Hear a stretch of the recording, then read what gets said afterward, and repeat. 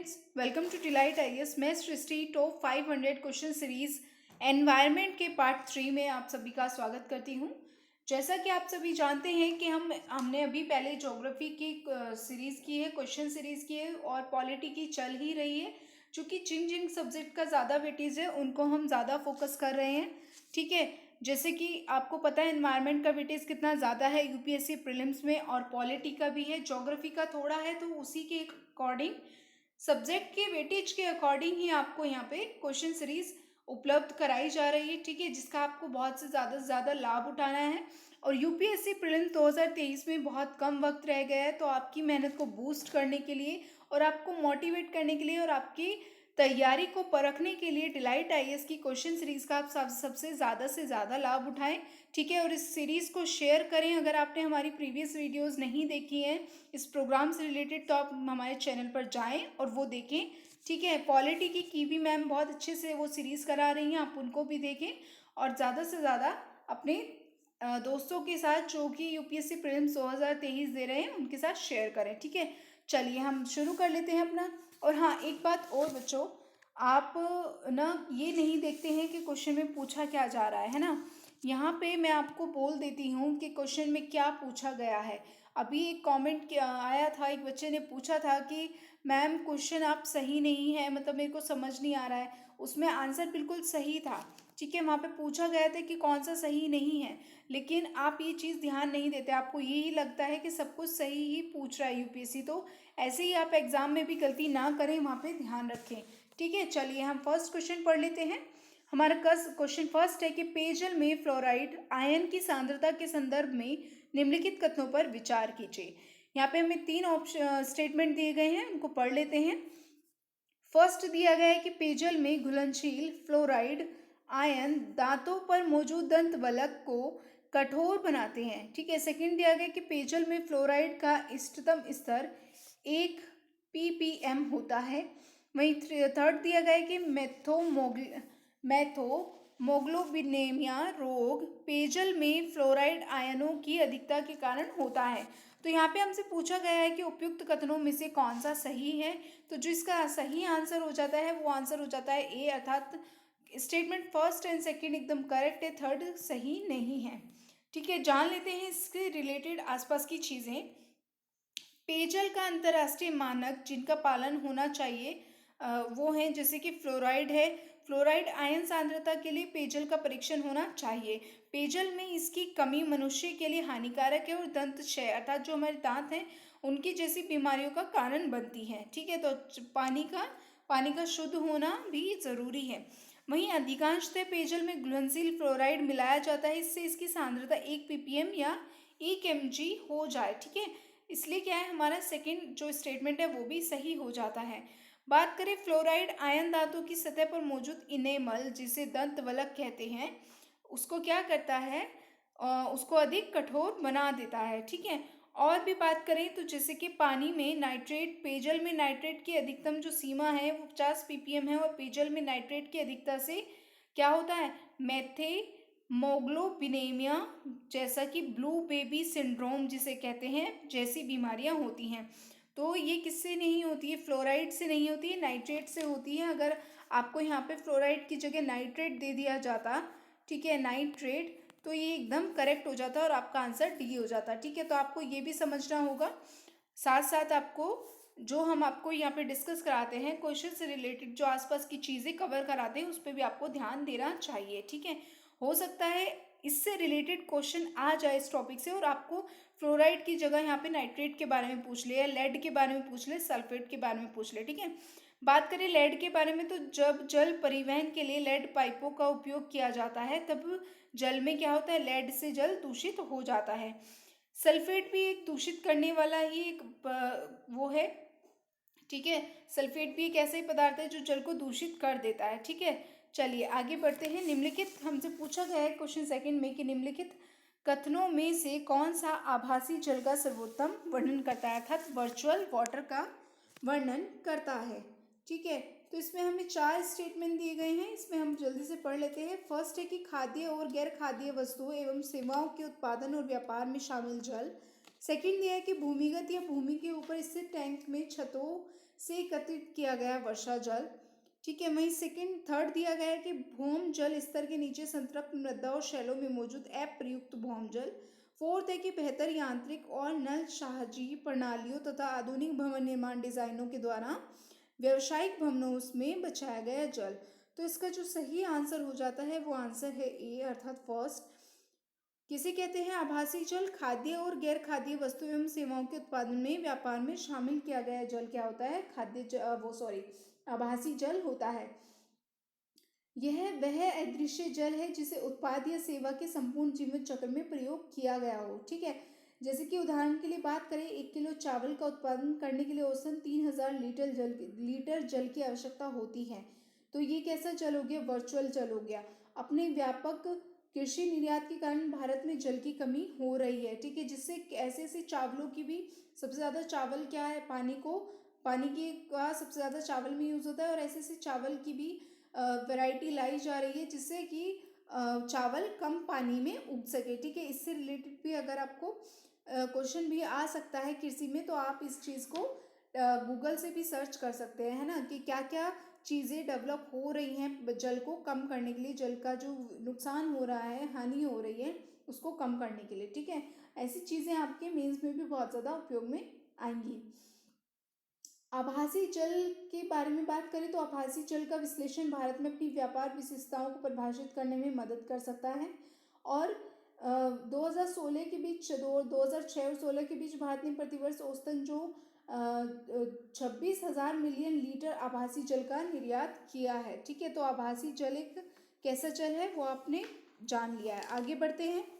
Question third हो जाता है नैरोबी घोषणा संबंधित है। इसका 4 ऑप्शन दिए गए हैं, देख लेते हैं। आपदा जोखिम न्यूनीकरण से, सेकेंड मरुस्थली से निपटने के लिए, फोर्थ है नवीकरणीय ऊर्जा से, या डी है प्रवासी प्रजातियों के संरक्षण के लिए। तो इसका जो आंसर हो जाता है वो हो जाता है ए, अर्थात आपदा जोखिम न्यूनीकरण से यह संबंधित है।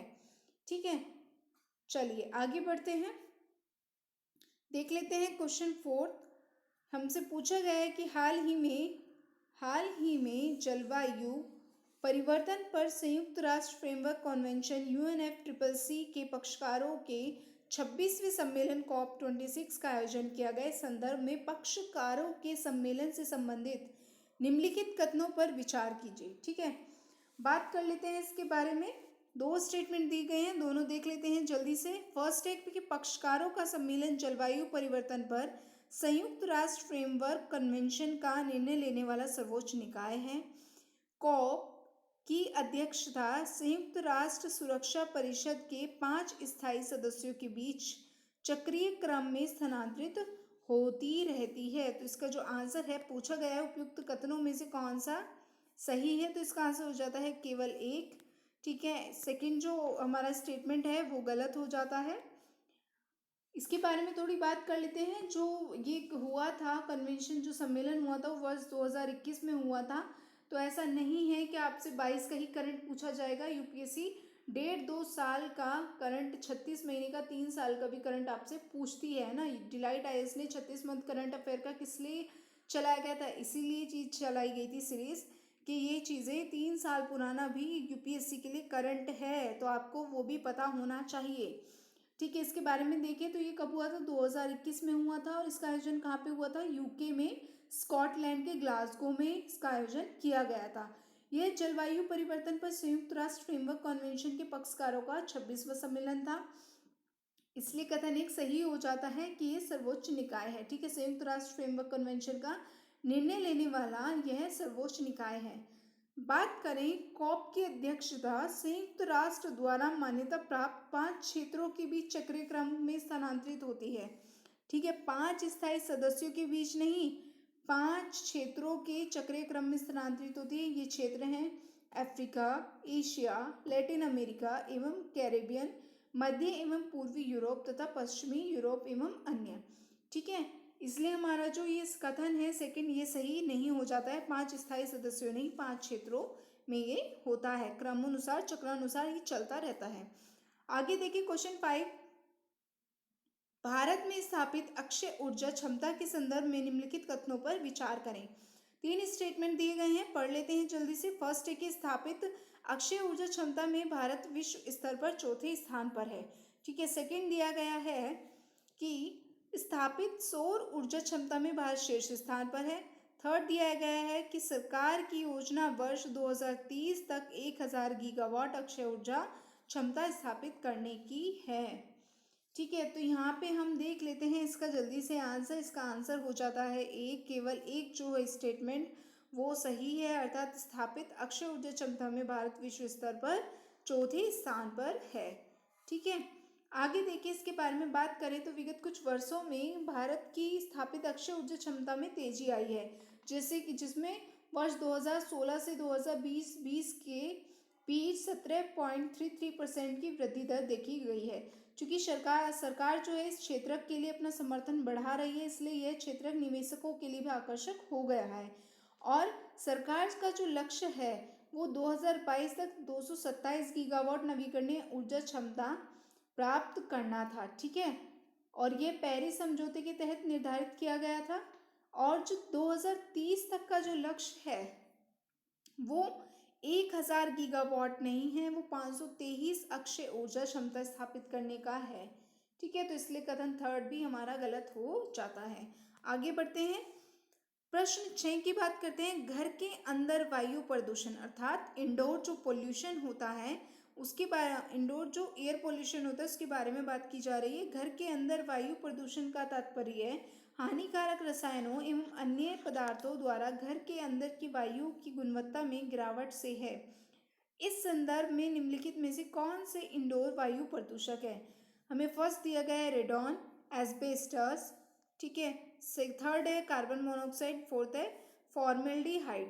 तो इसका जो आंसर हो जाता है आंसर डी हो जाता है, अर्थात ये सभी ही इंडोर एयर पोल्यूशन के कारण हैं। चलिए आगे बढ़ते हैं, प्रश्न 7 देख लेते हैं। हमसे यह पूछा गया है कि प्रदूषण नियंत्रण प्रौद्योगिकी के संदर्भ में फ्लू गैस के विसल्फरीकरण से संबंधित निम्नलिखित कथनों पर विचार कीजिए। यहाँ पे 3 स्टेटमेंट दिए गए हैं, पढ़ लेते हैं। इस प्रौद्योगिकी में फर्स्ट है कि इस प्रौद्योगिकी में सल्फर की ऑक्साइड को सल्फर में बदलने के लिए अमोनिया को औपचारिक के रूप में उपयोग किया जाता है। सेकेंड है कि यह या तो गीली प्रक्रिया या सूखी प्रक्रिया के माध्यम से संपन्न होता है। थर्ड है कि फ्लू गैस के विसल्फरीकरण से प्राप्त उत्पादों का उपयोग सीमेंट के निर्माण और कृषि अनुप्रयोगों में किया जाता है। तो जिसका आंसर हो जाता है, पूछा गया है कि कौन सा सही है, इसका आंसर हो जाता है बी, अर्थात केवल 2 और 3 ही सही है। स्टेटमेंट फर्स्ट आपका गलत हो जाता है। ठीक है, इस विसल्फरीकरण, फ्लू गैस के विसल्फरीकरण के बारे में बात करें तो फ्लू गैस एक धूमवाहिका धूमनाल के माध्यम से वातावरण में बाहर निकलने वाली गैस है। यह एक चिमनी के द्वारा, भट्टी के द्वारा, आपने देखा होगा कि भट्टी और चिमनियों से कुछ गैसें निकलती हैं, तो ये फ्लू गैस वही है। ठीक है, ये बाहर ले जाने के लिए एक पाइप के माध्यम से इसको बाहर निकाला जाता है। कंपनियों में, फैक्ट्रियों में, या फिर आपने ईंट बनने वाले भट्टों में भी ये सब देखा होगा, एक चिमनी के रूप में गैसें निकलती हैं। फ्लू गैस को प्राय विद्युत संयंत्रों में दहन के दौरान उत्पन्न होने वाली गैस के रूप में संदर्भित किया गया है। ठीक है, जहाँ पे विद्युत संयंत्र में दहन के दौरान जो उत्पन्न गैसें होती हैं उन्हें फ्लू गैस कहा गया है। ठीक है, इसी रूप में इन्हें संदर्भित किया गया है। यह प्रौद्योगिकों का एक ऐसा समूह है जिसका उपयोग जीवाश्म ईंधन से चलने वाले विद्युत संयंत्रों से निकलने वाली फ्लू गैसों से SO2 को हटाने के लिए किया जाता है। ठीक है, इसमें अमोनिया को अपचायक के रूप में उपयोग नहीं किया जाता है, तो इसलिए जो कथन फर्स्ट है वो हमारा गलत हो जाता है, और यह या तो गीली या फिर सूखी प्रक्रिया द्वारा ही संपन्न होता है। तो इस प्रकार से हमारे कुछ क्वेश्चन का आंसर हो जाता है वो हो जाता है बी, 2 और 3 ही सही हैं। आगे देखिए क्वेश्चन 8, ग्रेट पैसिफिक गार्बेज उत्तरी प्रशांत महासागर में समुद्री मलबे का एक संग्रह है। इस संदर्भ में, ठीक है, इस संदर्भ में निम्नलिखित महासागरीय धाराओं में से कौन सी जो यहाँ की धाराएं हैं चारों ओर, इस रेंज के चारों ओर प्रवाहित होती हैं। ठीक है, ये इसका क्वेश्चन है। पैच के चारों ओर प्रवाहित होती हैं। तो इसका जो आंसर हो जाता है, इसका आंसर हम पहले स्टेटमेंट पढ़ लेते हैं। ऑप्शन पढ़ते हैं। ऑप्शन ए दिया गया है फ्लोरिडा धारा, एंटिल्स धारा, कनारी धारा और जोरस धारा। बी है उत्तरी प्रशांत धारा, आर्कटिक धारा, अलास्का धारा, कैलिफोर्निया धारा। सी है उत्तरी प्रशांत धारा, नादिर धारा, बेरिंग धारा और एल्यूसियन धारा। डी है कैलिफोर्निया धारा, उत्तरी विषुवत रेखीय धारा, कुरोशियो धारा और उत्तरी प्रशांत धारा।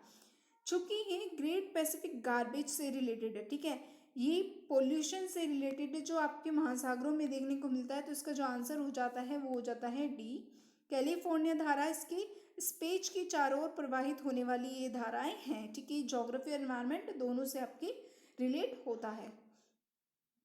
आगे देखें, आगे बात करें, एक बार बात कर लेते हैं ग्रेट पैसिफिक गार्बेज के बारे में। तो ग्रेट पैसिफिक गार्बेज पैच उत्तरी प्रशांत महासागर में समुद्री मलबे का एक संग्रह है, ठीक है, जो जिसे प्रशांत कचरा भवन भी कहा जाता है, और इसे अमेरिका के पश्चिमी तट से लेकर जापान तक समुद्र में यह विस्तृत रूप से फैला हुआ है, ठीक है। संपूर्ण ग्रेट पैसिफिक जो गार्बेज है वो पैच उत्तरी प्रशांत उपोष्ण कटिबंधीय गायर से घिरा हुआ है, और गायर का जो केंद्रीय क्षेत्र है वो बहुत शांत और स्थिर होता है। गायर एक वृत्ताकार गति मलबे को एक इसके स्थिर केंद्र में ले जाती है, ठीक है, एक केंद्र में एक मलबे को ले जाती है, उसे क्या कहा जाता है, गायर, अर्थात वृत्ताकार चक्र में चलते चलते यह मलबे को एक केंद्र में ले जाती है जहां मलबा जमा हो जाता है, ठीक है। इस प्रकार से ये हमने ग्रेट पैसिफिक गार्बेज के बारे में बातें कर ली। आगे देखते हैं। क्वेश्चन 9 है कि वैश्विक मीथेन प्रतिज्ञा के संदर्भ में निम्नलिखित कथनों पर विचार कीजिए। स्टेटमेंट 3 हमें स्टेटमेंट दिए गए हैं। फर्स्ट देख लेते हैं। वैश्विक में एक सेकेंड रुकिएगा, यह वैश्विक मीथेन है, ठीक है। वैश्विक मीथेन प्रतिज्ञा का लक्ष्य जो है 2050 तक मीथेन के उत्सर्जन में 30% की कटौती करना है, ठीक है। वहीं सेकंड दिया गया है कि यह प्रतिज्ञा ग्लासगो में आयोजित संयुक्त राष्ट्र जलवायु परिवर्तन COP26 में की गई थी। थर्ड है कि संयुक्त राज्य अमेरिका के साथ भारत में वैश्विक मीथेन प्रतिज्ञा का हस्ताक्षर करता है, ठीक है। उपयुक्त पूछा गया है, उपयुक्त कथनों में से कौन सा सही है या कौन से सही हैं। ऑप्शन है 1, 2, 3, केवल 2, 3, सी दिया गया है केवल 1, केवल 2। तो इसमें जो सही आंसर हो जाता है हमारा वो हो जाता है डी, अर्थात केवल 2 इसमें सही आंसर है। बाकी दोनों जो स्टेटमेंट है फर्स्ट एंड थर्ड वो गलत हो जाते हैं। वैश्विक तापन में कार्बन डाइऑक्साइड के पश्चात सर्वाधिक जो योगदान मीथेन का है। हालांकि वैश्विक नीति निर्माताओं ने अब तक शायद ही कभी मीथेन को प्राथमिक रूप से लक्षित किया है, लेकिन हाल ही में 100 से अधिक देशों ने ग्लासगो में आयोजित संयुक्त राष्ट्र जलवायु परिवर्तन सम्मेलन में वैश्विक मीथेन प्रतिज्ञा के बारे में प्रतिज्ञा के बैनर के तले 2030 तक मीथेन के उत्सर्जनों को कम करने के लिए प्रतिबद्धता जताई है, ठीक है। भारत इसका हस्ताक्षरकर्ता नहीं है, इस पर बात कर लेते हैं, ठीक है। इस प्रतिज्ञा पर अमेरिका, इंडोनेशिया, मेक्सिको और नाइजीरिया जैसे देशों द्वारा हस्ताक्षर किए गए हैं। साथ ही भारत, रूस और चीन कुछ शीर्ष उत्सर्जक देश इस समयबद्ध वादे से बाहर हैं, ठीक है। तो हस्ताक्षरकर्ता भारत नहीं है। चलिए आगे पढ़ लेते हैं। 10th एंड लास्ट क्वेश्चन देखें। वन संरक्षण अधिनियम, ठीक है, वन संरक्षण अधिनियम 1980 के संदर्भ में निम्नलिखित कथनों पर विचार कीजिए, है ना। तो देख लेते हैं, हमारे पास 2 स्टेटमेंट है। फर्स्ट है इसे भारतीय वन अधिनियम 1927 के निरसन के पश्चात अधिनियमित किया गया था। सेकंड है कि यह अधिनियम ऐसे क्षेत्र को वन के रूप में परिभाषित करता है जो किसी भी सरकारी रिकॉर्ड में वन के रूप में दर्ज, चाहे उनका स्वामित्व, मान्यता और वर्गीकरण कुछ भी हो। तो इसका जो आंसर हो जाता है, इसमें पूछा गया है कौन से सही हैं, ठीक है। दोनों में से कौन से सही हैं, तो कोई सा भी इसमें सही नहीं है। इसका आंसर हो जाता है ना तो 1 ना ही 2। तो इसके बारे में बात कर लेते हैं। हाल ही में केंद्रीय पर्यावरण, वन एवं जलवायु परिवर्तन मंत्रालय ने वन संरक्षण अधिनियम 1980 में वर्ष 1988 में किए गए संशोधनों के संदर्भ में इस अधिनियम में प्रस्तावित संशोधनों पर एक परामर्श पत्र जारी किया था, इसलिए यह चर्चा में रहा। तो वन संरक्षण अधिनियम 1980 और वन अधिनियम 1927 दोनों अलग अलग एक विधान है, ठीक है। और बात करें वन संरक्षण अधिनियम 1980 वनों की कटाई की समस्या का समाधान करने के लिए लागू किया गया है, तो इसलिए कथन हमारा 2 भी गलत हो जाता है।